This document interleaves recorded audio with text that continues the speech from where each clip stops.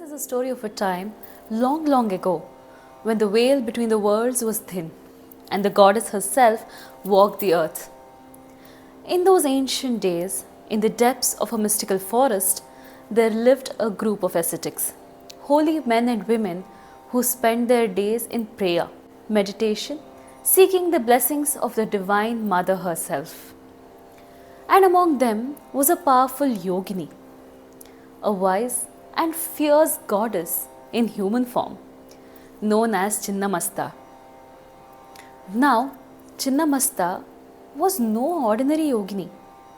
She had reached the highest peaks of spiritual awakening. Her power over life, death, and the mysteries of the universe was unparalleled. Yet, for all her power, she remained humble, a nurturing mother to her two closest disciples, Dakini and Varnini. Wherever she went, they followed, devoted to her every word, every action. One day, after days of fasting and deep meditation, Chinnamasta led her attendants to the banks of a serene river. The water shimmered like liquid light, its gentle flow bringing peace to all who gazed upon it. But the beauty of the river did little to ease the hunger gnawing at Dakini and Varnini. Their bodies had grown weak from fasting, and finally they could not bear it anymore. Mother, they cried, "We are starving. Our hunger overwhelms us. Please, we beg of you, give us something to eat." Now, Chinnamasta, in her infinite compassion, looked upon her faithful attendants with love. She saw their suffering and knew it was time to reveal a powerful truth. But the way she chose to do it would be unlike anything they could have ever imagined. With a serene smile, she said, "Do not fear, my children, I shall feed you."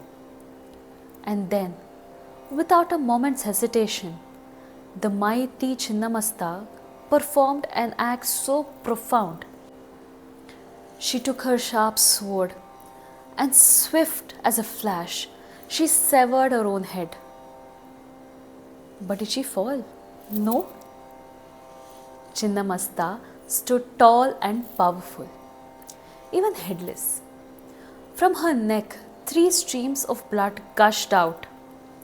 One flowed into her own severed head, which she held in other hand, and the other 2 streams flowed in directly into the mouths of Dakini and Varnini, nourishing them, quenching their hunger. Can you imagine the awe, the astonishment?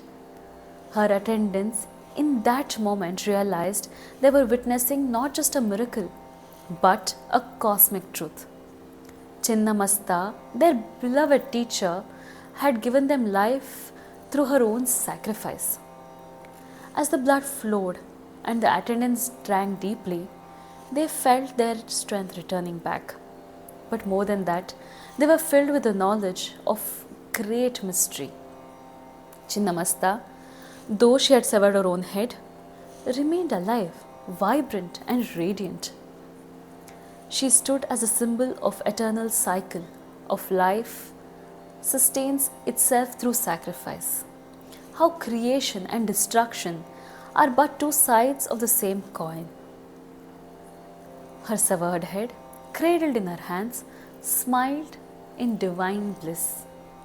She was the embodiment of selflessness, and her act of giving nourishment not just to her attendants, but the fabric of universe itself. My children, Chinnamasta's voice echoed from the severed head. True power lies not in what we hold on to, but in what we are willing to give. Life is sustained through giving, through sacrifice. Through this, we are reborn. The attendants were overcome with gratitude. They bowed down to their goddess. They realized that this act of severing her own head was not an act of destruction, but the ultimate act of creation, a revelation of life's deepest truths. The act of sacrifice was not an ending, but a beginning.